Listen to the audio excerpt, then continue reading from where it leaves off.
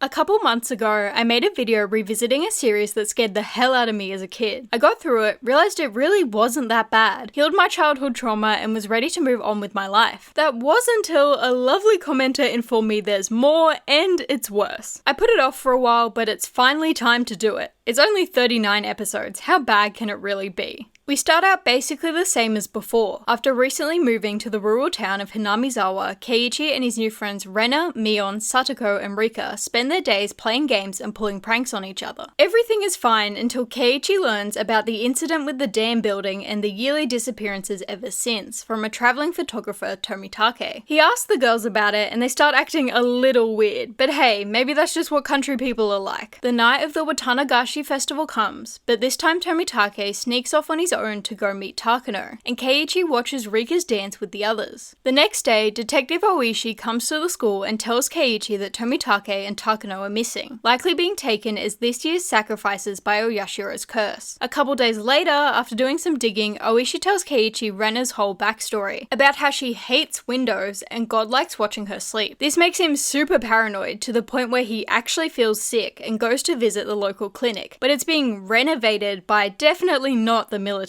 So he ends up just going to school. Rika pulls him aside and tells him when he feels scared of Rena, it's not her, it's all in his head. Based on what we know from the previous seasons, this is because Rika thinks Keiichi has Hinamizawa syndrome, which makes people go crazy and become very violent, and she's just trying to prevent any murders. Keiichi's parents decide to abandon him for the night and make the horrible mistake of calling Rena over to cook him dinner. He freaks out, gets a flash of a memory from the first time he killed Rena, but he remembers what Rika said and ends up letting her in, which was a massive mistake because Rena gets really itchy and decides to take it out on Keiichi. He fights back and after about 100 stabs, they both pass out. Rena dies, but Keiichi manages to survive somehow. I don't know. When Meon visits him in the hospital, she tells him Rika and Satoko were also found dead. New timeline. Now we have the meon shion incident. Aside from Keiichi giving Meon the doll he won straight away, the start is the same as before. Things change after they break into the shrine's storeroom on the night of the festival. Keiichi tells Rika what he did, she has a minor existential crisis and goes missing. While looking for her, Meon nearly kills Keiichi with a ladder, and then apparently she wants to keep him safe, so she locks him up in her family's dungeon. He gets rescued by Oishi, but unfortunately no one else was as lucky. Shion died to a well, Meon and Satoko to a hallway, and Rika to a septic tank. In our next timeline, we have the Satoko incident, all the same as before until after they've convinced CPS to save her. At the Watanagashi festival, Satoko says she has something back home that she wants Keiichi to have. He follows her, and at her house, he gets whacked over the head by Satoko's uncle. Keiichi grabs the baseball bat off him and hits him back until he's painted the walls a lovely shade of red and passes out. He wakes up in the hospital, and Rena tells him he was lucky he went to Satoko's place because Oishi decided to use the festival as target practice, killing everyone else. We continue in the place outside of time. Hanyu tells Rika there's a sword that can kill time loopers, essentially telling her to go off herself before disappearing, leaving Rika to continue through time all alone. She wakes up in a new timeline, goes to look for the sword but only finds a shard of it. Apparently that's good enough and she gets ready to end it but is found by the others. With the knowledge that she can end it whenever she wants, she decides to have 5 last attempts at saving everyone. Later on, the gang end up playing mahjong with Oishi. Just as they're about to start, none other than Rika's lord and savior Akasaka walks in. In this timeline, Rika managed to save his wife and now is here on vacation with her. With Akasaka's help, Rika is sure she'll be able to save everyone and it all goes great. I'm lying, Akasaka kills her.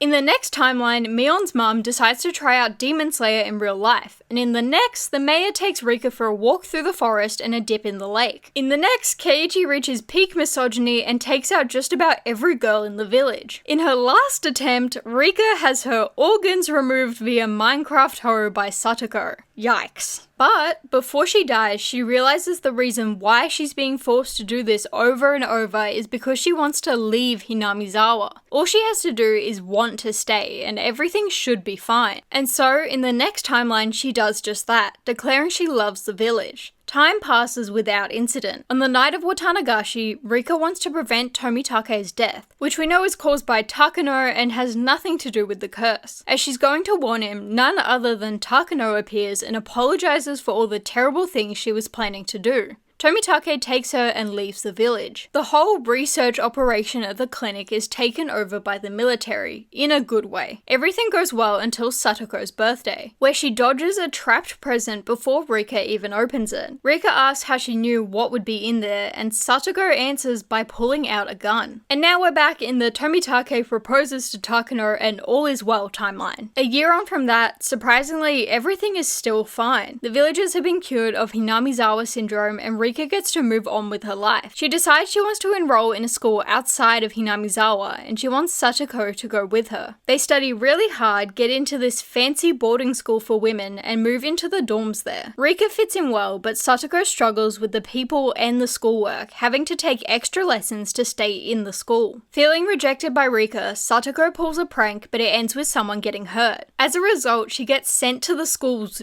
jail and believes it was Rika who dobbed her in. The club have a reunion back in Hinamizawa. Satoko realizes she really misses life in the village and wants everything to go back to the way it was. Because of this, Satoko meets God, who gives her the time looping power. She enters into a new timeline that goes the same as before until Rika talks about joining the academy. Satoko is reluctant to go with her, but at the promise of always staying together, she decides to go. Rika has a good time again, which Satoko sees as an act of betrayal. So she kills Rika and herself with a chandelier. In the next timeline, she tells Rika to pick her or the school and then jumps in front of a truck when she doesn't get her way. The same thing happens in the next, so she takes a knife to the neck, then a pencil to the neck, and then drowns in a small body of water. The story develops into Satoko chasing Rika through time, ruining all her plans to save the village just so they can stay together. Every time she loops, people's memories of other timelines get stronger. Satoko's uncle remembers his deaths from previous timelines and decides to turn his life around so he doesn't die alone. Takano also gets some of her previous memories, which leads to her questioning why she's even involved in this plan to begin with. She confesses everything to Tomitake and the good military end up taking everything over like we saw before. Obviously, Satoko can't have any of this happen or Rika will be able to escape, so she steals a vial of Hinamizawa syndrome stored in the clinic and keeps it to infect people as she needs. And that's the end of part 1. I don't know if you could tell by the censoring I had to do, but this is definitely way more brutal than before. I feel like it's mostly due to the improvement in animation, but the deaths themselves certainly weren't pretty. I mean, the organs, they were out. To be fair, it honestly calmed down a bit in the second half, so maybe part 2 isn't going to be too bad. I can only hope. I know this sounds crazy, but we start out exactly the same as before. Who thinks of that? But in this version, the plot twist is that Rena's name is actually Reina, and also the whole thing with her dad's girlfriend Rina. Turns out Satoko injected her with Hinamizawa syndrome, which made her kill Rina, separate her, and leave her bits in the trash dump. She gets super paranoid and thinks Kichi and Oishi know what she did, so she ends up moving and burying everything. Watanagashi passes, all the usual stuff happens, and Keiichi's parents invite her over to cook him dinner. We all know how well that goes. Rika abandons the timeline. In the next timeline, Satoko takes her reformed uncle to gamble on horses, gets him drunk, and uses the winnings and her uncle's connections to buy a gun. Turns out this is the shion meon timeline, and everything went wrong despite Keiichi giving Meon the doll because Satoko gave her Hinamizawa syndrome. Meon got jealous of Shion because she was spending time with Keiichi. When they broke into the warehouse, Meon thought Keiichi would be targeted by the curse and killed Shion because apparently it was her fault. She takes out Rika because she thinks Rika's family is the one that controls the curse, and then she shoves her down a toilet. She kidnaps Keiichi to keep him safe. Satoko goes to ask Meon what happened to Rika. Meon pulls out a gun, but Satoko shoots her first. Once she knows Rika is dead, Satoko offs herself so she can go to the next timeline. Rather than it being an abuse case like we thought, turns out Satoko actually asked her uncle to live with her again, telling him she was being bullied by basically everyone in the village. She gives Oishi Hinamizawa syndrome to get him off her case. We already know Oishi is crazy about solving Oyashiro's curse and avenging his dad, brother, friend person. After the whole CPS thing, Satoko goes to kill her uncle, but part of her can't and she splits into the good and bad Satoko. The bad Satoko kills the good one and takes over. She repaints the walls with her uncle. She lures Keiichi back to her house and we realize she's actually the one who killed him. She calls over Oishi and tells him that Keiichi did it all because of the curse. Oishi reaches peak delusion and takes it out on the festival. It's revealed that the time loop ending sword is actually where it should have been, but Satoko stole it before